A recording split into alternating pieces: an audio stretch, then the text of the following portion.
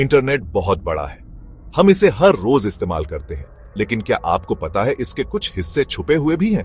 इस छुपे हुए हिस्से को डार्क वेब कहते हैं। ये एक बड़े से घर में किसी सीक्रेट रूम जैसा है। डार्क वेब को ढूंढना आसान नहीं है। ये गूगल जैसे रेगुलर सर्च इंजन पर नहीं मिलता। वहां जाने के लिए आपको स्पेशल सॉफ्टवेयर की जरूरत होती है। इसीलिए डार्क वेब थोड़ा रहस्यमयी और डरावना भी लगता है। पर असल में ये क्या है? डार्क वेब एक ऐसी जगह है जहां लोग गुमनाम रह सकते हैं। मतलब कोई नहीं जानता आप कौन हैं। आप अपनी पहचान छुपाकर जानकारी शेयर कर सकते हैं और लोगों से बात कर सकते हैं। कुछ लोग डार्क वेब का इस्तेमाल अच्छे कामों के लिए करते हैं तो कुछ बुरे कामों के लिए। चलिए इस छुपी हुई दुनिया को एक्सप्लोर करते हैं और इसके सीक्रेट्स के बारे में जानते हैं। सोचिए, इंटरनेट एक समुद्र की तरह है।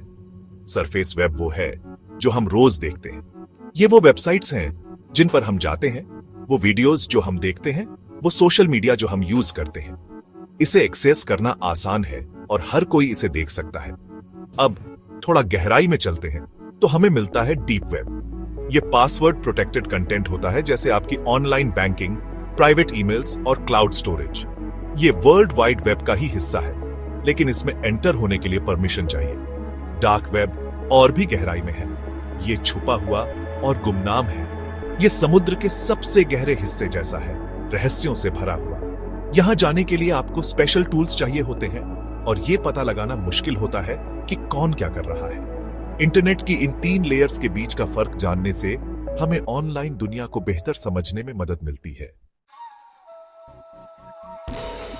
डार्क वेब में एंटर करना गूगल पर लिंक क्लिक करने जितना आसान नहीं है। इसके लिए एक खास ब्राउजर चाहिए होता है जिसे टॉर कहते हैं। टॉर का मतलब है द अनियन रूटर। एक प्याज के बारे में सोचो जिसकी कई परतें होती हैं। टॉर आपकी इंटरनेट कनेक्शन को दुनिया भर के कई सर्वर्स से बाउंस कराकर आपकी पहचान छुपाता है। हर सर्वर प्याज की एक परत की तरह है, जिससे आपकी ऑनलाइन एक्टिविटी को आप तक ट्रेस करना बहुत मुश्किल हो जाता है। इसी गुमनामी की वजह से डार्क वेब अच्छे और बुरे दोनों तरह के लोगों को आकर्षित करता है। पत्रकार और एक्टिविस्ट इसका इस्तेमाल दमनकारी शासन में सुरक्षित रूप से बातचीत करने के लिए करते हैं, लेकिन अपराधी भी इसका इस्तेमाल गैर कानूनी गतिविधियों के लिए करते हैं, कानून की नजरों से छुपकर। सेक्शन 4, डार्क वेब के 2 पहलू, उजाले से अंधेरे तक। डार्क वेब एक ऐसी जगह है जहां 2 बिल्कुल अलग तरह की चीजें दिखाई देती हैं। एक तरफ ये सेंसरशिप और उत्पीड़न का सामना करने वाले व्हिसल ब्लोअर्स, पत्रकारों और राजनीतिक असंतुष्टों के लिए एक सुरक्षित जगह प्रदान करता है। वे अपनी और अपने सूत्रों की सुरक्षा करते हुए संवेदनशील जानकारी गुमनाम रूप से साझा कर सकते हैं। दूसरी तरफ डार्क वेब का एक डार्क साइड भी है। यह अवैध गतिविधियों का बाजार बन गया है। ड्रग्स, हथियार, चोरी का डेटा और यहां तक कि हैकिंग सेवाएं भी गुमनाम रूप से खरीदी और बेची जाती हैं। यह छुपा हुआ बाजार दुनिया भर की कानून प्रवर्तन एजेंसियों के लिए बड़ी चुनौतियां पैदा करता है। सेक्शन 5, सायों में नेविगेट करना, डार्क वेब में जोखिम और खतरे। गुमनामी भले ही आकर्षक लगे, लेकिन डार्क वेब में जाने के अपने जोखिम है।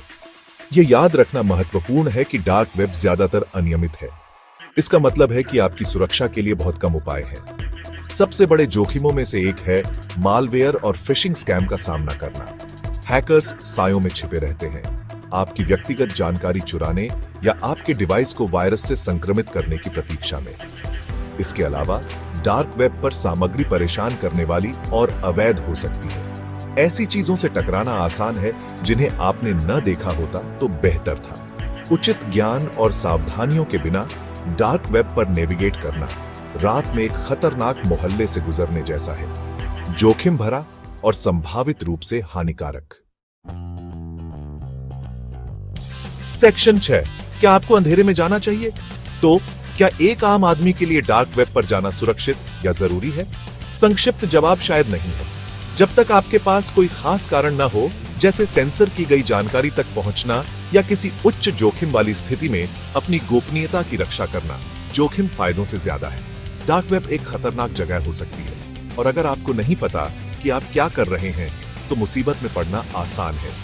डार्क वेब को एक्सप्लोर करने की कोशिश करने के बजाय सरफेस वेब पर अपने साइबर सुरक्षा ज्ञान और व्यवहार को मजबूत करने पर ध्यान दें। मजबूत पासवर्ड का इस्तेमाल करें, फिशिंग स्कैम से सावधान रहें और अपने सॉफ्टवेयर को अपडेट रखें। ये आदतें आपके रोजमर्रा के डिजिटल जीवन में आपके लिए कहीं ज्यादा काम आएंगी।